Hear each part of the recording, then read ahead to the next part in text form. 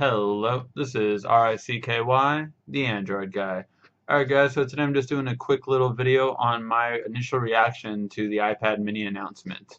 Now I'll be doing, a full in-depth thing on my channel on what happened and what we came to expect and the disappointments and the highlights of it.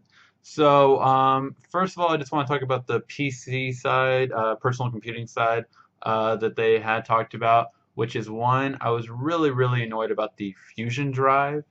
Again, this is what annoys real techs from people that say they're techs but use Apples.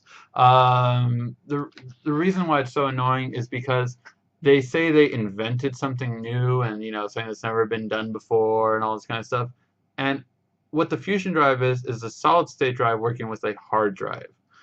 That has been done for a long time. In fact, that is what I use on my computer that I built. I built my computer and I have a 128 gigabyte solid state drive with a 3 terabytes worth of hard drive storage. So, I mean, this has been done plenty of times before and it's come on other computers. So it's just really annoying that they're always saying they invent stuff when they didn't. It's nothing new that they've made.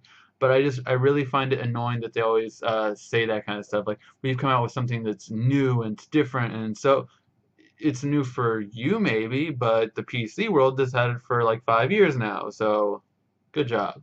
Um, the iMacs, they try to say how it was thinner. It's only thinner from a certain angle, and then it becomes big again. But you'll hear about that, like, oh my God, it's thin. It's actually not really thinner. It's just, the sides no longer have weight, and the middle has all the weight. That's it. But the main thing is that it's still no touchscreen. iMacs have been around for so long. They were one of the first to make a all-in-one computer, and yet they've still never made a touchscreen one. I think this is just really holding their iMacs back. The fact that, PCs have had that for, I want to say, about 3 to 5 years now, whereas iMacs still never have put a touchscreen iMac out. I think it would help their OS instead of having a trackpad to just, in keep their entire ecosystem better, but it's a poor excuse to not have it. I mean, thinness looks cool, and I guess that's what they're going for, style more so, but it's really all right, so here's the big thing. So the iPad mini was announced. It is coming in at $329, okay? And this is for a 16 gigabyte model. So, this is pretty much what I had guessed it would be. I thought it would be a 329 model. I had said 329 and 349. So 329, it's rumored at this point that it cost Apple to make $200 with this, or it cost them $200 to make. So they're only getting about $150 from this, whereas every iPad they usually get about $300 for. So they will have to sell 2 iPad minis to make up for every 1 iPad not sold, which is possible. I think they'll definitely sell a lot. I feel that they definitely though are. I think it's a misstep. I think they're trying to go for market share, which isn't like Apple. They normally go for profit margin only. They're like, oh, we don't care if we lose market share because we're still making more money than all of you guys. That's their usual stance. I mean, it's what they did in the PC world. It's what they did in cell phones. And for them not do it in tablets, it seems like Tim Cook, who's doing this, but I think it's a real misstep. But we'll see. I mean, obviously they'll sell. The main thing is that I'm really curious to see how they'll sell. Also, I mean, they'll sell because they're marketing, but it actually really isn't that impressive. The most impressive thing about it is its thinness. That's its most impressive thing. That it's thinner than pretty much every other tablet out there, well, every other known tablet in the U.S. market, let me say, because there are other tablets skinnier than it overseas. But let's just keep it U.S. It's thinner than those. However, the main real disappointment is that the screen resolution is lower than any tablet on the market. And well, let me change that because there are some really inexpensive tablets for like $100 that might have about the same screen resolution. But that's it. The iPad now has the lowest screen quality out of the iPad mini has the lowest screen quality out of every 7-inch tablet on the market. It has the lowest pixel density as well. So this is really surprising for me, from a company that's always about, oh, we make such good screens, which Samsung makes the screen anyway. But the fact that, that they're always talking about screens. So let me give you an idea. The iPad screen resolution is 1024 by 726. Now this is a 7.9-inch screen. So for all instances, let's just call it an 8-inch screen, okay? So for 8 inches, they only have 1024 by 768, which brings it to a pixel density of 162. Now, pixel density, I always say, is not the best way to actually, resolution is a far better indicator of how good the screen quality will be, among other things. But let's just go with both for right now. So 1024 by 768. Okay. The Nexus and the Kindle Fire HD have a 1280 by 800 screen. So this is a, much better screen quality, and because it's a smaller screen, it looks actually a lot sharper in comparison. And I mean a lot sharper. If you ever took like differences between the old 10-inch tablets from last year and the iPad, the older 10-inch tablets actually looked a lot better in terms of text. It was just a lot finer, a lot better off. So it was really interesting to see that they came out with yet another really poor resolution screen. It was just really kind of like, why would you do that? And just to give you an idea, the PPI difference was the iPad mini has 162 PPI, whereas the Nexus 7, for instance, has a 216 PPI. And this is really backwards. I mean, it's very outdated technology. Not only that, but certain companies like the Nook HD, which is actually pretty cool, it has 1440 by I believe 900. So really pushing a lot better quality. And Apple is going backwards. It's going to a lower screen resolution. And this is where I think that they cut their money because they had to keep the cost down. The whole thing was keeping the cost down. And this is where I think it happened was the screen resolution. They saved money by going to a really cheap quality screen. And I think it'll definitely be noticeable when you look at other 7-inch tablets comparing to the iPad screen. You'll really see a difference in screen quality. The other thing is the processors. So first of all, let me address the A6X. It's in the new iPad, the 4th generation iPad. And that is that the guy said, oh, like, no one makes processors as good as us. Like, first of all, Samsung makes your processor. So they know ahead of time what you're going to come out with, and they know how to combat that. So here's the thing. The A5X and the A6 were already slower compared to the S4 processor. However, the A6X is still not going to be on par with the S4 Pro processor, which is the new processor coming to certain tablet or just certain phones like the LG phone that, granted, I don't feel deserves it, but when actual like companies like Samsung and Asus get it, they're really gonna just blow it out of the water with it.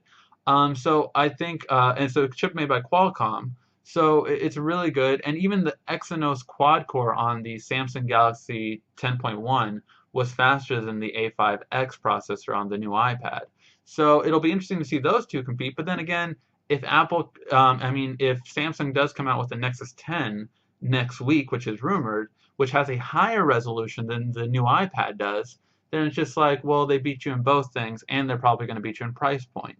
So that'll be pretty interesting to see, especially since Apple tried to attack the Nexus when it came to the 7-inch. So let's go to the 7-inch now.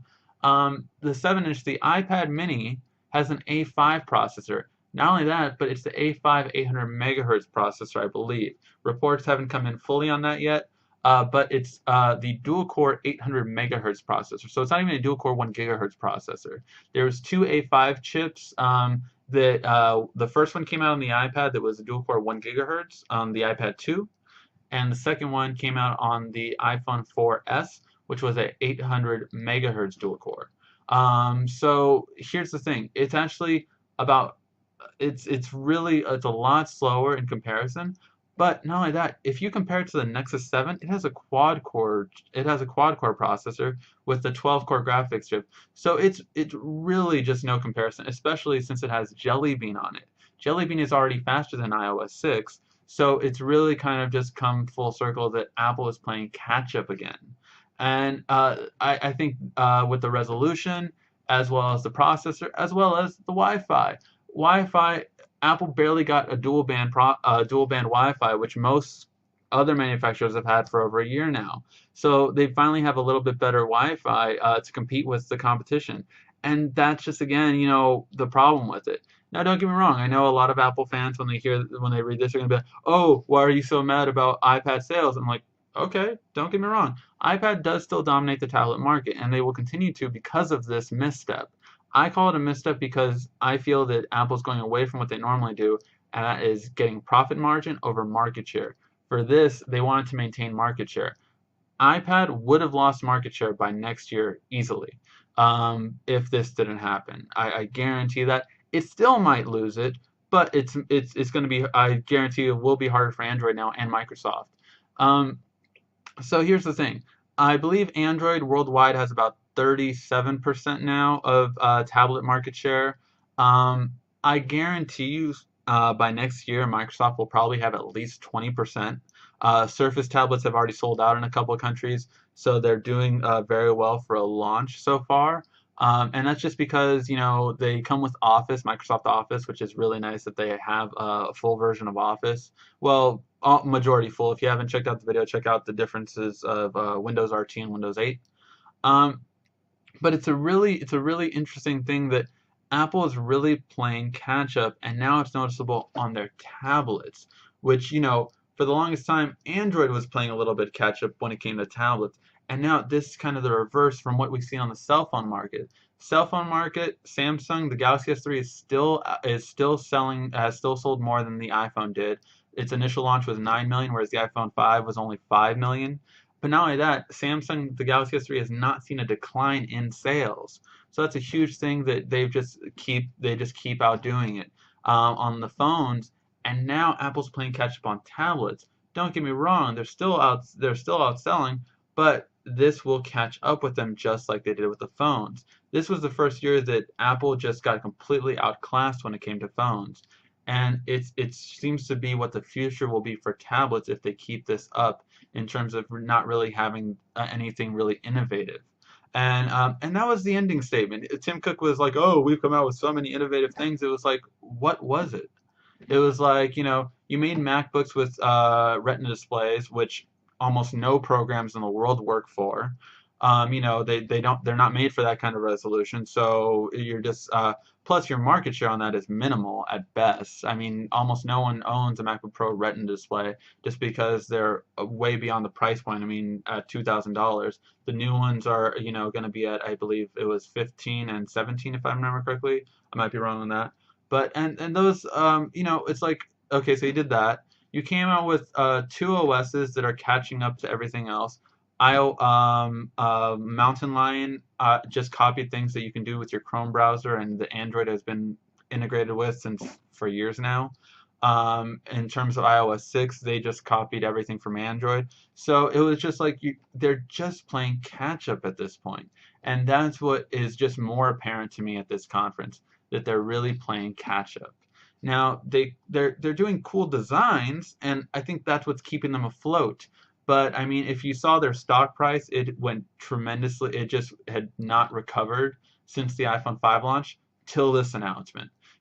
Before this announcement, the iPhone 5 had actually dropped Apple's stock because of how just lackluster the sales were, and how it was not only underperforming, but that it wasn't keeping up with what everyone thought of Apple. So it had dropped their stock, as where Google was about $100 more in stock since then. Google stock kept going up and Apple's stock went down. So you can kind of see the difference in the companies there. And I really think it's just going to become more and more apparent as the years go on. And we'll see that.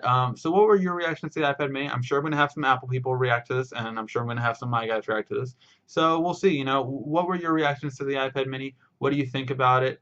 And please leave your comments or questions down below.